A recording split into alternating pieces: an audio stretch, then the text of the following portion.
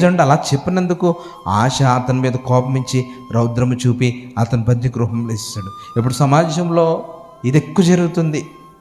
ఒకరు మేలు కోరి ఇలా ఉండాలమ్మని వాక్యం రూపంలో చెబితే పగపట్టి ఏం చేస్తున్నారు, ఆ రోజు ఆశకు అధికారం ఉంది కాబట్టి బందీ గృహంలో వేసి బంధించేశాడు. ఇప్పుడు మీకు ఎటువంటి అధికారం లేదు కాబట్టి సంఘం ఏం చేస్తుంది, ఈ విధంగా చెప్పిన వాడి మీద పగపట్టి లేనిపోని మాటలు కల్పించి లేనిపోని విధంగా మాటలను కల్పించి చెప్పడం ద్వారా తనకున్నటువంటి సాక్ష్యాన్ని పాడు చేసి దేవుని సేవలో ముందుకు వెళ్లకుండా రకరకాల మాటలతో హింసించి చంపేస్తుంది ఇప్పుడు ఉన్నటువంటి సమాజం.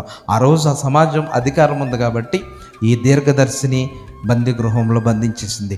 ఈరోజు నేడు ఉన్నటువంటి సమాజం ఏం చేస్తుందంటే సంఘం మేలు కోరి హెచ్చరిక మాట తెలియజేస్తే ఏం చేస్తుందో తెలుసా, పగపట్టి మాటలతో సాక్ష్యాన్ని పాడు చేసి ఆత్మీయంగా చంపేస్తుంది.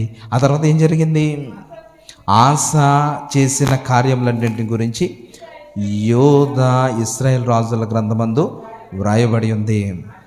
ఆశ తన ఏలుబడి యందు 39వ సంవత్సరమున బాధములలో జబ్బు పుట్టి తాను బహు బాధపడినను దాని విషయంలో ఇదిగోండి అతడు యెహోవా యొద్ద విచారణ చేయగా వైద్యులు ఇప్పటికైనా దేవుడు ఏం చేశాడనంటే ఈ చిట్ట చివరి పరిస్థితుల్లోనైనా ఈ గాయాన్ని బట్టి అయినా తిరిగి దేవుని దగ్గరకు వస్తాడేమో అన్నటువంటి ఆలోచనతో ఆ వ్యాధి పెట్టి తిరిగి నా దగ్గరికి రాని ఆహ్వానిస్తే అప్పుడు కూడా ఏం చేశాడు, తినకున్నటువంటి ధనగర్వంతో వైద్యులను మాత్రమే సంప్రదించాడు తప్ప దేవుని యొక్క సహాయాన్ని కోరుకోలేదు.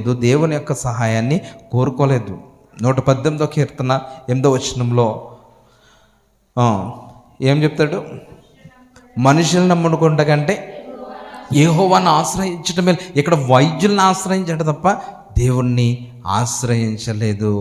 చివరికి తినకి కాల్లో జబ్బు పుట్టింది, వైద్యులను ఆశ్రయించాడు తప్ప దేవుణ్ణి ఆశ్రయించలేదు.